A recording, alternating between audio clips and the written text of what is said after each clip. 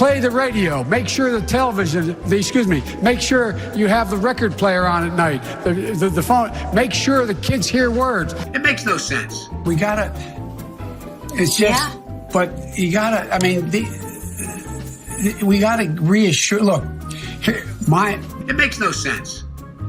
And in addition to that, we have to make sure that we are in a position that we are. It makes no sense. We choose unity over division. We choose science over fiction. We choose truth over facts. That's like just flat out acknowledging we've been doing everything we can do to keep Biden from being the nominee, and guess what? We tried it in Iraq. It's not working, so now we're going to try, in Iran, we tried in Ukraine. The Senate, as of 10 minutes before I got in this call, this is for the program, I will make an education that, in fact, Jill, my wife, is a professor at the community college. Well, I'd like to welcome John to the show. John, thanks for being here, pal. Thank you, sir. Honored to be here. Well,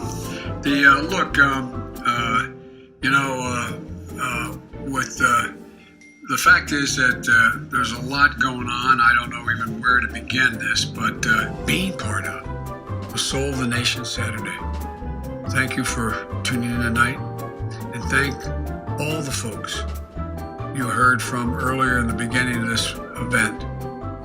The reason why we lost the Congress in 2016 was because of Obamacare, remember? And by the way, it probably was. People didn't know what it was. My granddaughter, my other three granddaughters are down in Dubuque with my wife, Jill. And so, in Des Moines, I'm in Dubuque, in Des Moines, and with my wife, Jill. 3,900 of them right here in the state of South Carolina. Thank you. Thanks for your time. Please come back in less than 13 years, sir.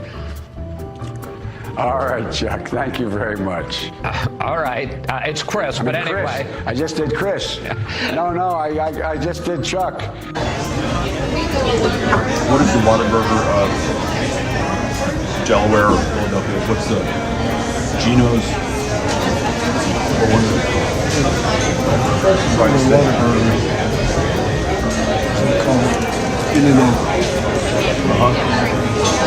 Closest to it. There's a lot of McDonald's, there's a lot of Burger Kings, a lot of so I think the In-N-Out is the closest. Folks, now we need to stand behind Jamie Harrison, the next president of the next senator, South Carolina. Well, I'm looking forward to appointing the first African-American woman to the United States Senate. You get a tax break for a racehorse. Why in God's name couldn't we provide a $8,000 tax credit for everybody who has child care costs? It would put 720 million women back in the workforce. What I talked about is how you get things done. And the way to get things done is take a look at the tax code right now. The idea, we have to start rewarding work, not just wealth. I would eliminate the capital gains tax. I would raise the capital gains tax to the highest rate of 39.5%. I would double it. Because guess what? Why in God's name should someone who's clipping coupons in the stock market pay a lower tax rate than someone who in fact is, like I said, a school teacher and a firefighter? It's ridiculous, and they pay a lower tax. If you are the nominee, will you consider either Beto O'Rourke or Julian Castro as a running mate? Yes, I would. I consider either or both of them. But look, I've spoken to each of them, and I've spent some time talking to them. My plea to both of them is that they stay engaged. They are talented people, and there are a number of Latinos that have endorsed our former Secretary of Interior, a whole lot of people who are going to, I can guarantee you that there's going to be Latinos in my cabinet, and I guarantee there's going to be Latinos in my White House, and both of them are qualified. It's great to be in Georgetown. What a beautiful, beautiful town. And this building is magnificent. You know, we have a place called Georgetown, Delaware, that was founded in the 1600s. And it is a little like your town. It is the center of the county in the sense, and it is literally the figurative and literal center of the southern county. I've been doing this. I hate to acknowledge it, but how you doing, man? Great to see you.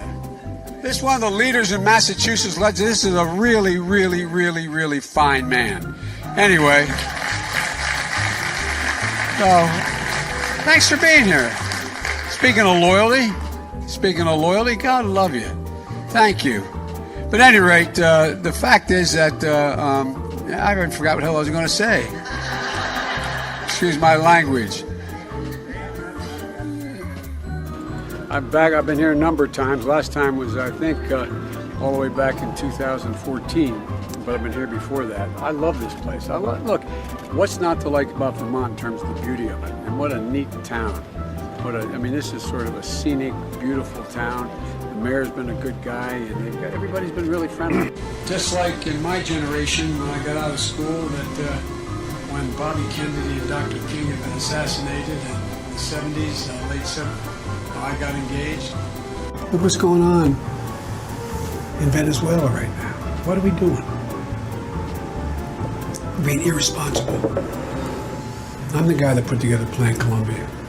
Straightened that government out for a long while. Now what's happening? Millions of people are crossing the border, destabilizing Bolivia. Already destabilizing the Amazon, but, you know, Brazil. Dealing with what's going on in Colombia. And what are we doing? We're sitting here with our thumb in our ear. Why do we think populist movements occur? And so there's two things we've got to do. We have to move immediately back to reestablish all those standards we had to begin with when we left office and significantly add to them. And the way you do that is, for example, you are in the state of Ohio. And you want to check my shape on, let's do push-ups together, man. Let's do this now. Let's do whatever you want to do. Let's take my Number two. No one has said my son has done any wrong, and I did not on any occasion. And no one has ever said it. Now, I don't say you were doing anything wrong. You said I set up my son to work in an oil company. Isn't that what you said? Get your words straight, Jack. That's what I read here on MSNBC. Oh, we don't hear that on MSNBC. We did not hear that at all. What you heard? Look, okay, I'm not going to get one out of you, man. No, I don't want to. Well, yeah, you do, but, look, here's the deal. Here's the deal. It looks like you don't have any more backbone than Trump does. So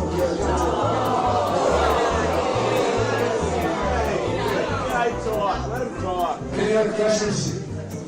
Yeah, all right.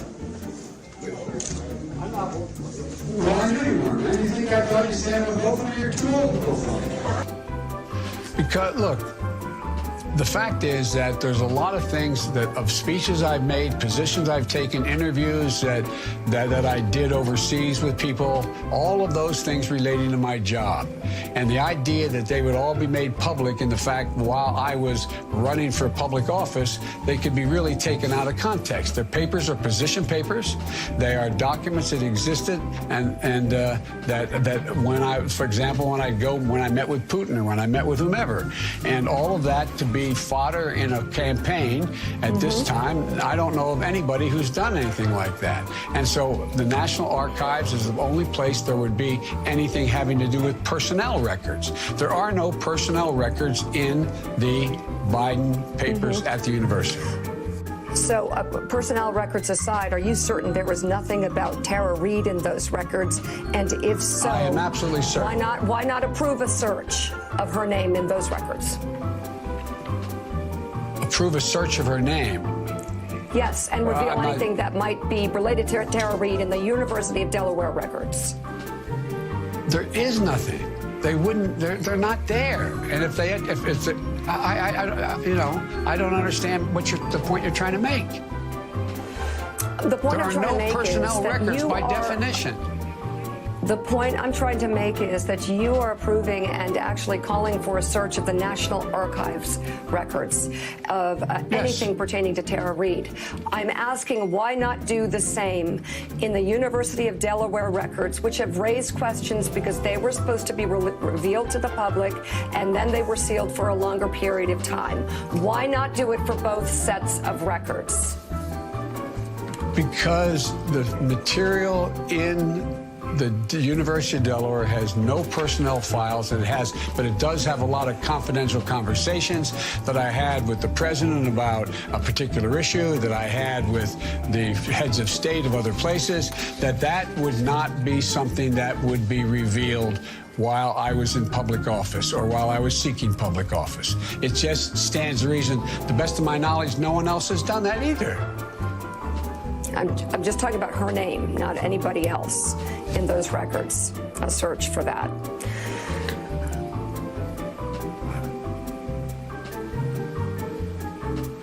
Nothing classified with the president or anybody else. I'm just asking, why not do a search for Tara Reade's name in the University of Delaware records? Look, I mean, who does that search? The University of Delaware. Perhaps you set up a commission that can do it. I don't know. Whatever is the fairest way to create the most transparency. Well, look, Mika, she said she filed a report. She has her employment records still. She said she refiled a report with the only office that would have a report in the United States Senate at the time. If the report was ever filed, it was filed there, period. You have an incredible obligation, not to me at all, to yourselves. Because what you do here in Iowa. So what do we do? We're not got an organization. If you're a business person and you want to get a tech person, you go to this particular organization. We said, come in and find us people who can do this job. And through a program we had through community colleges, we said, look, put together a program for us where we can teach people how to code. So they went out literally into the hood and they turned out 54, they had to be all women, the vast majority were women of color, no one with more than a high school degree, ages 24 to 54, and almost a third of them only had a GED. Not just to rebuild the economy, but to transform it, to make our economy more resilient, whatever comes our way in the future. Making sure everyone has paid sick leave and child care support. Remaking our system of unemployment insurance into employment insurance to help people to keep their jobs and get them in the first place. Putting millions of people to work, building a new green economy that will position us to own the 21st century. Just be straight up. If I'm your president, with me it starts here in my gut, goes to my heart, and then I articulate it. I don't trust people who, in fact, stay with me if it starts here and doesn't ever work its way down to the heart. Just people who are high school degrees, who bust their neck. It's because I believe with every fiber of my being, and I really mean it, that my dad used to always say, everybody's entitled to be treated with dignity. Not a joke. Not a joke. Ask any reporters, ever see me walk by anybody in the street and I'd say hi to them? Or somebody begging for money? I haven't any money, but, just treat people with dignity. It's one of the things when I talk about restoring the soul of the country. Americans are terrified.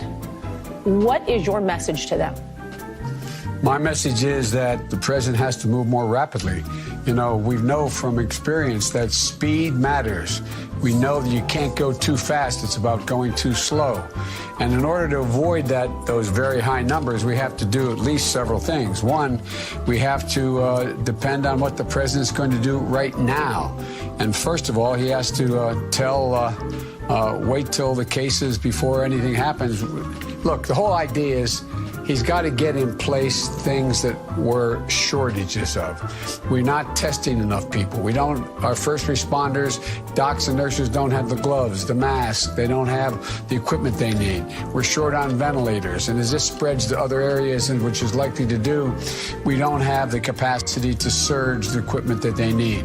He has to use the Defense Production Act much more aggressively, including not just the ventilators, but getting gloves, masks, shields, gowns, etc. And the move by the Justice Department last week to dismiss the case against him for lying to the FBI.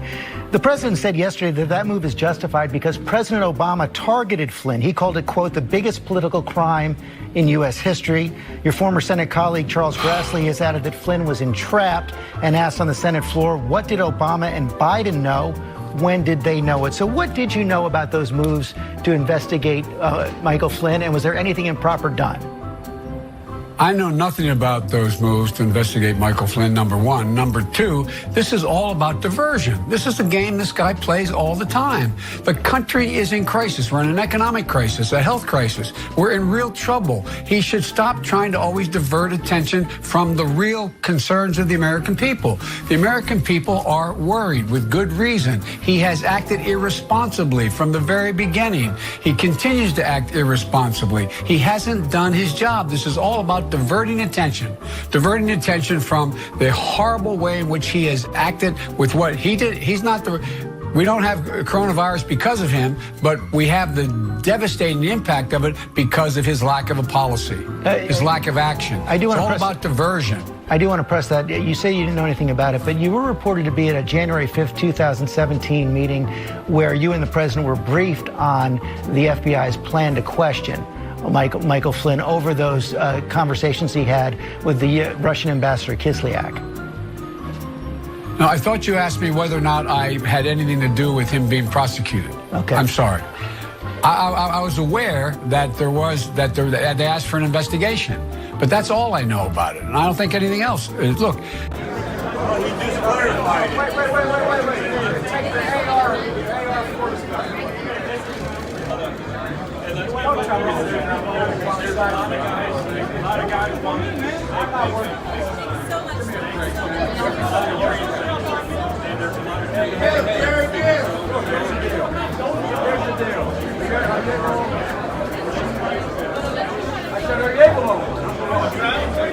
The president has been critical of the administration of you, President Obama, and you, saying that they inherited, antiquated guidelines, and also there are other experts who did warn after 2009 that medical equipment like life masks, that the masks were depleted after the swine flu outbreak. Should the Obama administration have done more to replenish the supplies in preparation for future outbreaks? Well, we spent a lot of time. I was not part of it. We have to make sure everyone has access to maintain affordable health insurance coverage. We should be making it easier, not harder, to make sure make sense to, let me put it another way. It makes no sense. Did Senator Sanders provide input on a possible VP pick? No, he didn't. But as I said, the context was not was I talking to him about who I should pick or whether I should pick. It's anything like that. Look, Bernie has an incredible following. Bernie's one of probably a half a dozen people in American history who may not be the nominee, but has had an impact on American politics in a significant way, in a positive way. And so if I'm the nominee, I can tell you one thing. I would very much want Bernie to be part of the journey, not as a vice presidential nominee, but just engaging in all the things that he's worked so hard to do, many of which I agree with. Well, look, what I have been saying is that he's moving too slow. The virus is not his fault. But the response is his responsibility. One of the things that I think we keep coming back to, and I've spent this morning talking to the docs that used to work with Sanjay in our last administration and heads of other entities, it gets down to testing. It's about testing, tracing, and treatment. And still we're way behind on the testing piece. And I don't quite understand why we're taking so long to do the kinds of things that have to be done. You know, there's during World War II, you know, where Roosevelt came up with a thing that you know, was totally different than he called it the World War II. He had the War Production Board. Well, I don't know why we don't set up something like a pandemic production board. Is there a point where Bernie Sanders is no longer playing a productive role in this Democratic primary? Well, look, Bernie Sanders has poured his heart and soul into this campaign. He has moved the ball along on a number of issues that relate to what government's responsibilities are. And I think it's up to Bernie to make the judgment whether or not he should stay in the race or not stay in the race. It's not my judgment to make for him. But I think he's had a real impact. He's brought a lot of people into the process that weren't in it before. And so I think it's a tough decision for Bernie to make. And so science matters. And all Dale's been saying, Governor Wolf, is listen to the scientists. I've been able to also pick up the phone and call a lot of the people around the country and around the world I haven't had a chance to spend that much time in the last year and a half doing. And whether it's world leaders or close friends, to get their sense of what they think we should be doing going into and coming out of this god-awful pandemic. I've gotten to read more on a regular basis than I have before. I read a lot of political history. Well, I've been reading too. I actually finally got to read all of Michelle Obama's biography, which is great. Pretty good, isn't it? And that's why, for example, calling out the retired medical personnel from the United States military who are raising their hands saying, we'll go in and help. The University of Pennsylvania, where I taught, where they graduated all their med students early so they could now go in and help in hospitals now. And this is a man who, when I called Pete when he got out, which surprised me when he said he was going to suspend his campaign, I didn't ask Pete to endorse me, but I called him and told him that we needed him to stay engaged. We needed him badly to be involved. Because when he talked in the campaign and the debates about passing the torch to the next generation, that's absolutely essential. Do you think we'll have a candidate by the Memorial Day? Well, my guess is we probably will. I don't make that guarantee, but by that time, this nominating process is, because of the good graces of Bernie Sanders and others, has ended earlier than it usually does, even though we've not had a convention yet. I'm quite sure that'd be the case, because right now the convention is scheduled in August before Memorial Day. Are you saying Memorial or Labor? I said Memorial Day. Oh, no. It won't be before Memorial Day. No, it won't. We're just getting the process underway. 4th of July? Well, I don't know. I'm not going to make that commitment. All right. We have an opportunity now to take in a recovery act, a real recovery. We can fundamentally change the science relating to global warming. I got to be honest with you, over the last 2 weeks or so, I've had a lot of people ask me online every single day, where is Joe Biden? As a candidate for president, are you making yourself visible enough, especially during this crisis? Because it is a fine line to walk. You certainly don't want to be seen as the candidate who is politicizing a pandemic when Americans face this crisis.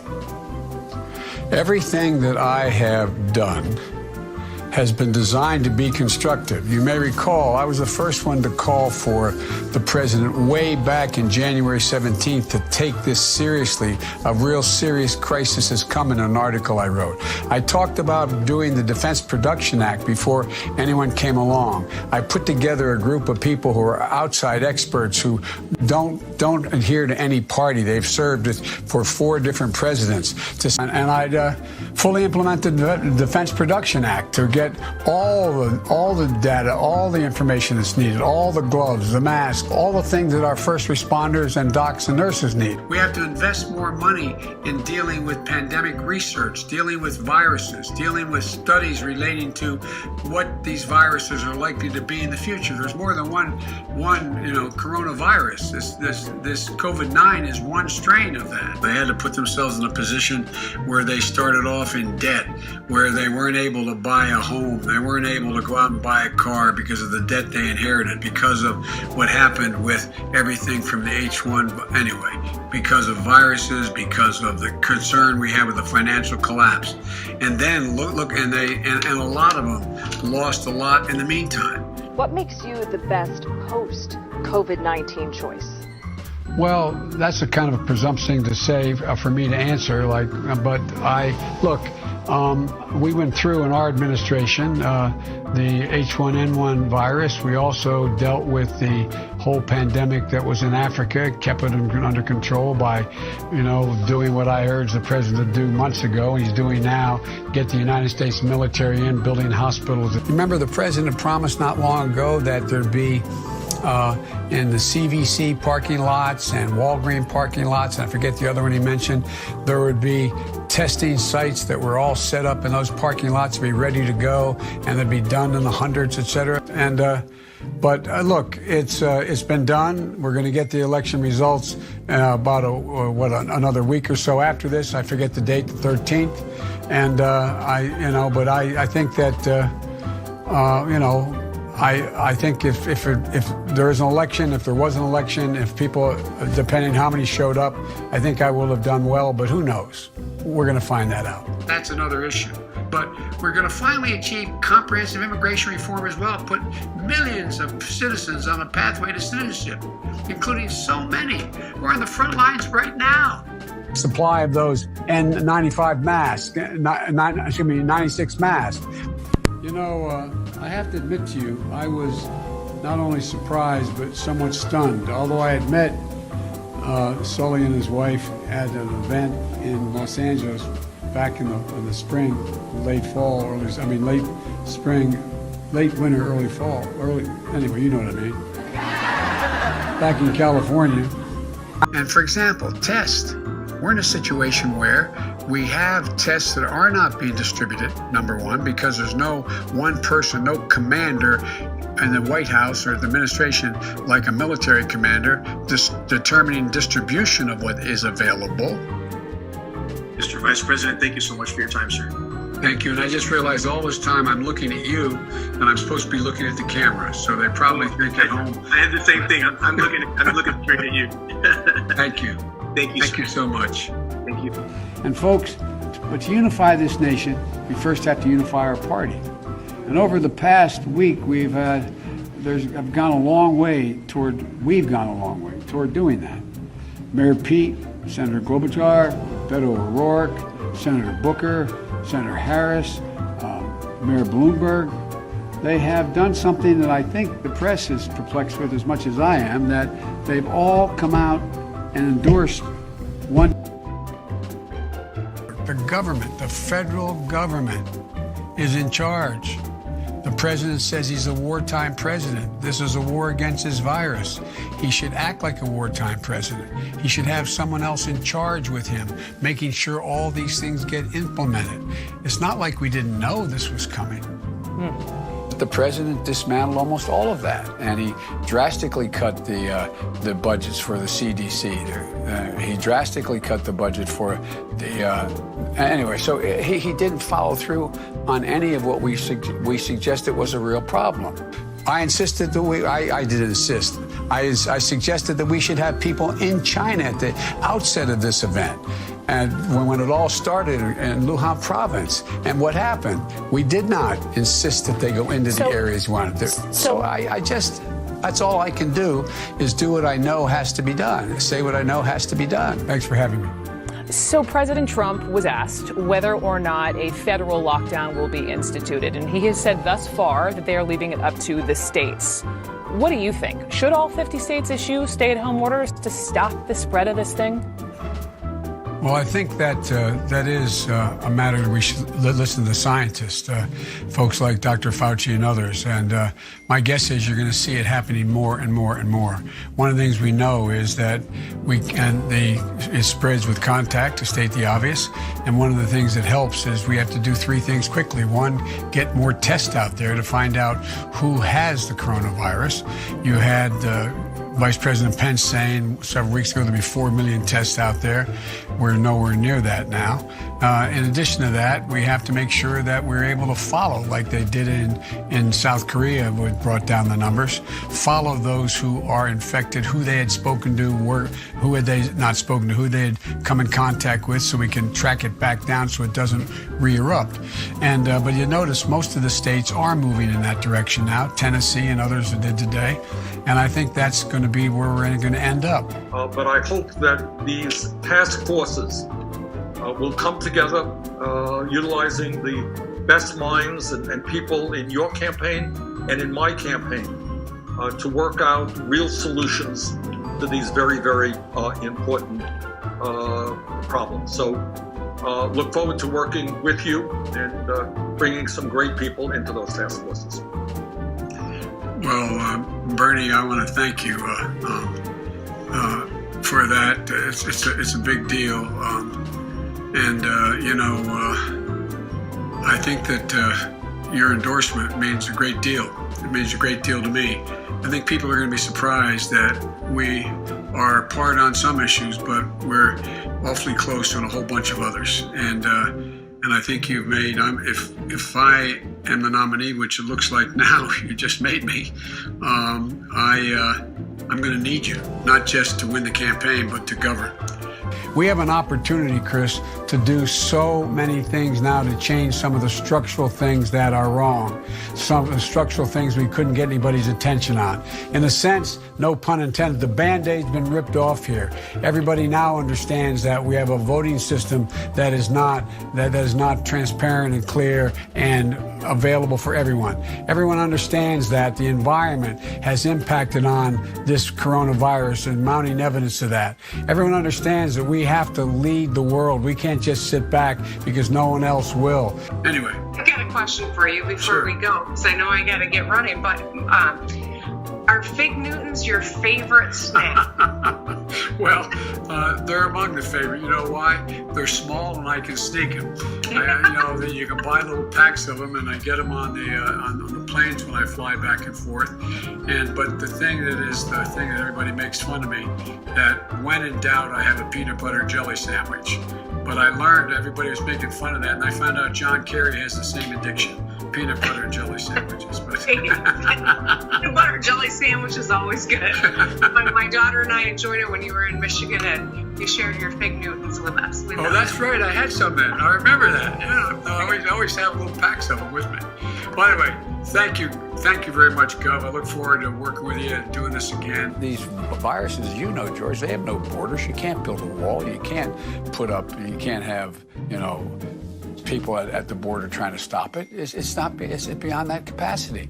You have to know what's coming, where it's coming from, and how to deal with it. Based on the latest data from the Center for Disease Control and Prevention, that's the premier outfit we have in the federal government, it is also clear that young people need to practice social distancing and self-isolation for their own personal protection.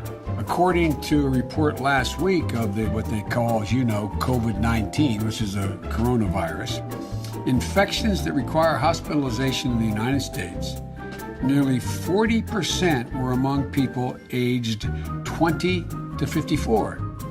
But to your point, it's critical of the president not resort to fear-mongering and also baseless downplaying or lying about the situation. The president needs to be honest, needs to follow the science, needs to be transparent with the American people. And we need information for people, not to scare them, but to get people to pull together, because that's how we're going to beat this. And together, and by the way, Ali, your generation is the best educated, most informed, most engaged education in American history, our group in American history. And we just have to give you all the information that is necessary. Not just you, not just your generation, the entire American public. And so I really think that, look, we're going to beat this. We're going to beat this. Enforce the law. They don't have enough people even checking. I've been calling for that throughout since I decided to run. OSHA should immediately release and enforce more specific, quote, emergency temporary standards. that requires employees to guard against infectious diseases like COVID-19. And my granddaughter, who's graduating, I was supposed to be her commencement speaker at Columbia Law School this year, but it's got to be virtual now. But she and her boyfriend put together a website, how you can make sure you can know what you're eligible for in the Cures Act. And it's really gotten a lot of wide publicity, and not publicity, viewership. Look, you have an entire generation of young people beginning back in 2000 when the attack occurred on 9/11 that in fact have been behind the 8 ball from the time they got out of school, whether it was high school or college. We ended up in a situation where we had the Great Recession. I know people are worried, not just if you or your loved one are going to get sick. You're worried about how you're going to make the rent, worried about how to pay the bills, keep food on the table, worried about when the relief checks are going to come through that have been voted by the Congress. You know, that's the key part of the 10-point, what I call a make-work checklist that I put together last week and offered to the President of the United States, President Trump. On January the 17th, I think, I wrote an article for one of the major press outlets saying that we had to begin to act now. We knew what was happening in China. We talked, guys like me, and I'm not the only one, others, talked about the need to employ the Defense Authorization Legislation Act to be able to move. Thirdly, we're going to have an opportunity, I believe, in the next round here to use my green economy, my Green Deal, or to be able to generate both economic growth and consistent with the kind of infusion of monies we need into the system to keep it going. One of the ways to make sure these jobs are available that may get lost or hurt in the meantime is to provide the kind of jobs that are prevailing wages where people are making $45, $50 an hour plus benefits by building new infrastructure. We're going to need new infrastructure going down the road here, and it's a way to generate economic growth. That's going to be, I think, the next round we have to be looking at. We should be making those masks. We should be moving on those ventilators. We can do that. Why doesn't he just act like a president? That's a stupid way to say it. You know, Donald Trump was asked on... Sorry. Go ahead. No, probably best I don't. Medicare doesn't fix that. My plan, the Obamacare that I build on, would take care of it all in terms of the billing and all those things that are concerned about what it's going to cost them. But it does not solve the underlying problem. Where do you go? Who do you talk to? What information do you get? That is not something that if anyone on Medicare today, let me put it this way, anybody's on Medicare today, okay, they have Medicare. Do you think they're any less concerned? Is the fact that an elderly person who's worried about or is in a nursing home and has Medicare or is working in a way that all their bills are covered from Medicare, they're saying, well, I'm okay, don't worry about this. It goes well beyond that. And again, I don't think Bernie or I should try to turn this into a debate about Medicare for all or Biden plan building on Obamacare. It's much beyond that right now. It's about reinstilling some confidence and being prepared. We are not prepared, and there's things we should be doing. And by the way, the fact that the United States Congress said, Democrats and Republicans said, wait a minute, we have to fund this. We have to get the money out there now. Well, I mean, it goes well beyond a plan. It goes beyond what structures exist in society today in the United States of America to deal with this problem. What are they? And what I'd be doing is convening the top experts in the country all together, including the private sector, and say, okay, what are you going to be doing in your place of business that, in fact, if we do have open up sectors of the economy, that it's going to be less likely anybody's going to be able to spread this disease? I would be making sure that that we brought in OSHA to figure out how we can do protection for workers on the job when we get, no matter what the job is. But most of all, Willie, I think you have to say to people, you know, look, we're going to make sure that mainstream can open back up, and when it does, you're going to have a job. That's why these programs that have been, the so-called CARES Act that got passed, the money has to get to ordinary people and ordinary small businesses. Those people employing 2, 5, 10, 20 people.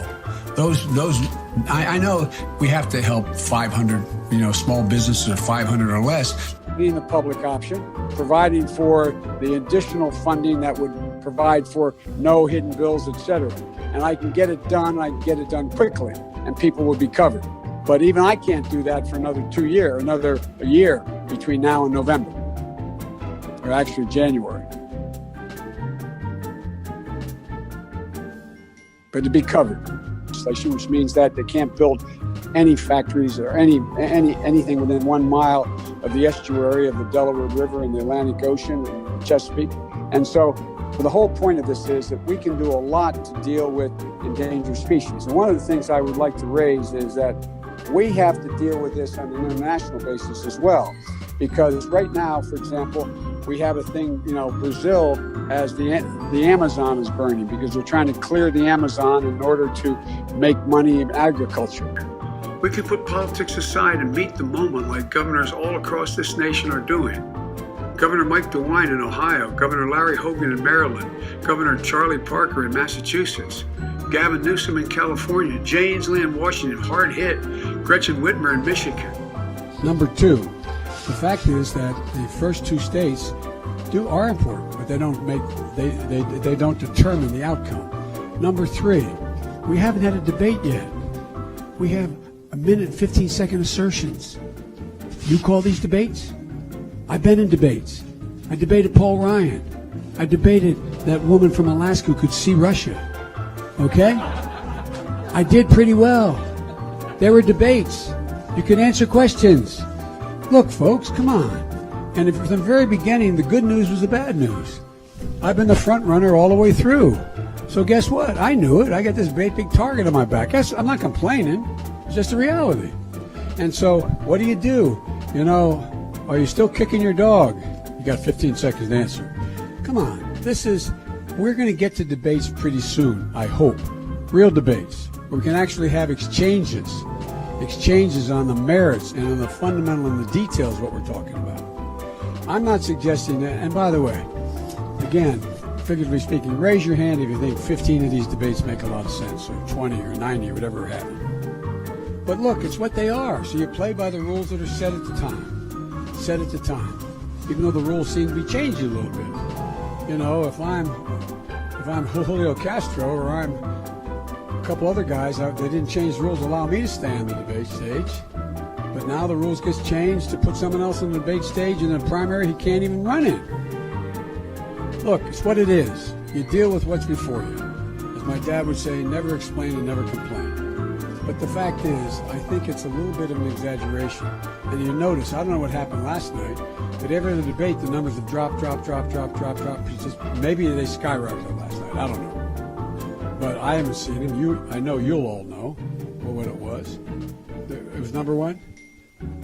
They went up a little bit, yeah. So how many people, roughly? 7.9 million. Now, come on, guys.